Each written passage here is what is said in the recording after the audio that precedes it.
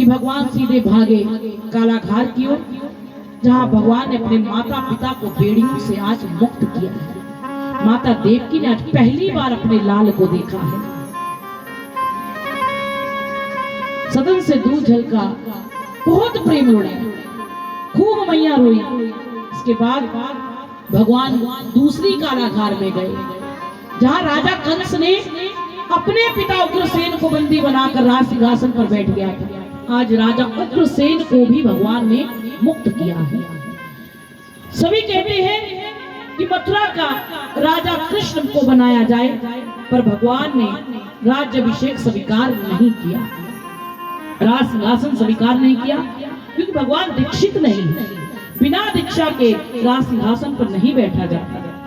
इसलिए राजा उग्रसेन को ही पुनः मथुरा के सिंहासन पर बिठा दिया और माता देवकी और वसुदेव ने अपने पुत्र को गुरुकुल में गुरु संदीपनी जी के पास उज्जैन में विद्या ग्रहण करने के लिए भेजा, जहाँ भगवान ने 64 दिनों में 64 विद्याएं ग्रहण की और दक्षिणा के रूप में अपने गुरु के मरे हुए पुत्र को भी उन्हें वापस लौटा दिया। बोलिए सतगुरु महाराज की। यहाँ पर भगवान विद्या ग्रहण कर वापिस आए। इसी बीच में भगवान की मित्रता सुदामा से भी हुई। एक साथ भगवान ने सुदामा ने विद्या ग्रहण की थी कि गुरु के शिष्य थे। जब भगवान विद्या ग्रहण कर वापिस आए तो भगवान मथुरा ही लौट कर आए, माता पिता के संग रहने लगे। किसी बीच में भगवान के परम मित्र बने, जिनका नाम था उद्धव जी महाराज। उद्धव का वर्णन भागवत में किया गया है कि उद्धव भी भगवान जैसी छवि के लगने लग गए थे जब वो भगवान के साथ रहते थे। यदि कभी किसी गुरु के शिष्य देखो ना, आश्रम में रहते हो, तो वो वैसे ही लगने शुरू हो जाते जैसे गुरु होते। उनके जैसा पहनना, उनके जैसा तिलक लगाना, उनके जैसा रंग पहनना। जैसे स्वामी प्रेमानंद महाराज जी के शिष्य सब एक जैसे लगते, कृपालु महाराज जी के शिष्य सब एक जैसे लगते। इसी तरह उद्धव भी भगवान के साथ रहकर भगवान जैसा लगने लगे। उद्धव ने भगवान को बड़ी भक्ति से प्राप्त किया, बड़ी भक्ति से। इसलिए उसके मन में एक भाव था कि भगवान कोई साधारण नहीं मिलते, भगवान को पाने के लिए भक्ति करनी पड़ती है। जब कोई भगवान से मिलने के लिए आता, उद्धव के पास आते तो कहते भगवान से मिलना है। कहा ऐसे थोड़ी भगवान मिलते, जाओ पहले तप करो, भजन करो, भगवान प्रसन्न होंगे तो मिल जाएंगे। तो भगवान ने देखा कि आते जाते लोगों को उद्धव रोक देता है, सबको ज्ञान बांटने लग जाता है। और इसके बाद जो युग आएगा वो युग होगा कलयुग। कलयुगी जीव के पास इतना समय नहीं है कि वो माला ही जपता रहे। कलयुगी जीव के पास इतना समय नहीं कि वो समाधि लगा ले, जंगल में जाकर बैठ जाए, तपस्या करने लग जाए। उनके महाराज जी कथा भी आधा घंटा लेट हो जाए ना, तो अगले कल नहीं आना, बड़ा टाइम हो जाता है, घर दे काम भी करने का, तो वो भी समय का आभास होता है। लोग बैनर छापते हैं ना कथा का, तो लिखते हैं 11 से 2 बजे तक लिखते हो ना बैनर, ये गलत है।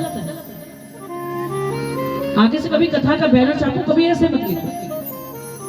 शुरू करने का समय होता है, विश्राम करने का समय नहीं होता। आगे से जब कथा हो तो लिखता 11 से हरि इच्छा तक,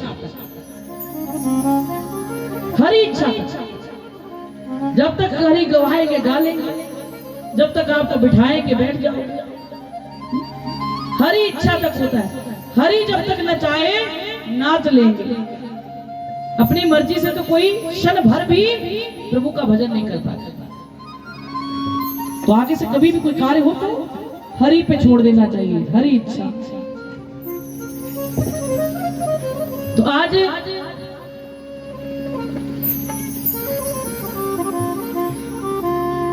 अक्रूर जी महाराज, उद्धव जी महाराज जी कि मन के भाव देखकर भगवान को अच्छा नहीं लगा कि कलयुगी जीव के पास इतना समय नहीं है। तो भगवान ने एक दिन उद्धव को अपने पास बुलाया, एक पत्र प्रभु लिखने लगे। उस पत्र में लिखते हैं, राधा रानी, मेरे पूज्य माता पिताजी, मेरे सगे संबंधी, मेरे मित्रगण, मेरी गोपियां, सभी के चरणों में वंदन करता हूं। जिस तरह आप वहां व्याकुल रहती हो, इस तरह मैं भी यहाँ पर व्याकुल रहता हूं। ऐसा कोई क्षण नहीं, ऐसा कोई पल नहीं जब मैं आपको स्मरण ना करता हूं। भगवान पत्र लिखने लगे गोपियों के लिए। आज उद्धव कहते हैं, प्रभु किसके लिए रो रहे हैं? भगवान कहते हैं, आज मुझे अपनी गोपियों की बड़ी याद आ रही है, जी चाहता है अभी चला जाओ। उद्धव ने कहा, क्षमा करना प्रभु, जितना आप अपनी गोपियों को याद कर रहे हो, क्या आपकी गोपियां भी आपको याद करती हैं? अरे प्रभु, अगर आपकी गोपियां आपसे प्रेम करती होती तो एक बात बताना, मथुरा से ब्रज दूर ही कितना है? आज के समय में देखा जाए ना तो 10-12 किलोमीटर है। तो गोपियां चाहती तो रोज भगवान से मिलकर वापिस आ सकती, लेकिन गोपियां भगवान से कभी मिलने नहीं गई। क्यों? क्योंकि भगवान कभी गोपियों को छोड़कर गए ही नहीं। ये भाव उद्धव नहीं समझता। भगवान कहते हैं, जब तुम छोड़, बस ये पत्र मेरी गोपियों तक पहुंचा कर। उद्धव कहता, प्रभु मैं लेकर जाऊंगा, मैं बताऊंगा कि भगवान ऐसे नहीं मिलते, अपने मन को योग में लगाना पड़ता है, भक्ति करनी पड़ती, फिर ईश्वर मिलते हैं। मैं आपकी गोपियों को योग सिखा कर आऊंगा। भगवान कहते, तू एक बार जा तो सही, एक बार जा तो सही। बड़ा सज धज कर उद्धव कमर में पत्र बांधा कि मैं भगवान का दूत बनकर जा रहा हूँ। जैसे उसी रास्ते से उद्धव का रथ आना शुरू हुआ, गोपियां चिल्लाई, कृष्ण आ गए, कृष्ण आ गए, कृष्ण आ गए।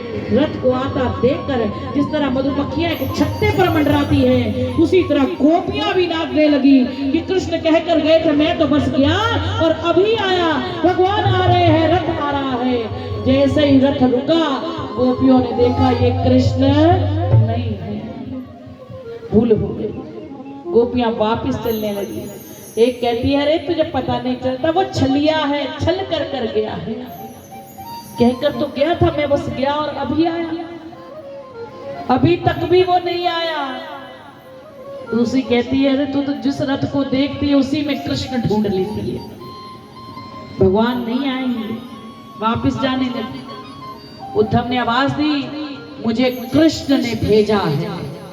गोपियां पलट कर भागती हुई आई। एक कहती है, अरे बता कृष्ण कुशल मंगल तो है। दूसरी कहती है, वो मुझे याद तो करते हैं। तीसरी कहती है, बहरमे को कभी हमारी याद भी आती है। चौथी कहती है, वो तंदुरुस्त तो है। वे बता तो सही, कुछ तो समाचार बता कि उसके लिए तुम्हारे लिए क्या लेकर आया है।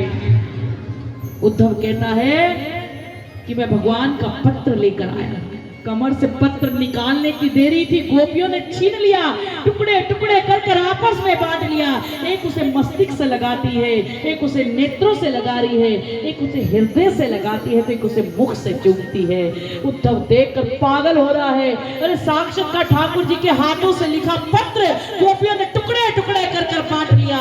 अरे मूर्ख गोपियों, अनपढ़ गवार गोपियों, कम से कम पढ़ तो लेती, तुम्हारे लिए भगवान ने क्या लिखकर भेजा था। गोपियां कहती, जब तुमने कह ही दिया, अनपढ़ गंवार गोपियां, हम क्या जाने कि भगवान ने इसमें क्या लिखा था। हमारे लिए तो इतना ही काफी है कि भगवान ने इसे अपने हाथों से स्पर्श कर कर हमारे लिए भेजा है, इतना ही काफी। उद्धव कहता है, ऐसे भगवान नहीं मिलते, मन को योग में लगाना पड़ता है, फिर ईश्वर की प्राप्ति होती है। गोपियां कहती है, अरे उद्धव, एक मन था जो छलिया साथ ले गया, अब दूसरा मन कहां से लाए जो तुम्हारे योग में। ये योग भोग की बात है ना, उस छलिए को जाकर सुना। हम जैसी भी हैं जी रही है, कह देना उस छलिए से जाकर, मरी नहीं है, जी रही है, सिर्फ योग में जी रही है। उद्धव देख रहा है, बार बार उन्हें ज्ञान बांट रहा है कि ऐसे परमात्मा नहीं मिलते, ऐसे ईश्वर की प्राप्ति नहीं होती। बार बार जब ज्ञान देने लगा तो गोपियां कहती हैं, हो जा जा रे उधो तुरिया जा, दुखियां नू सता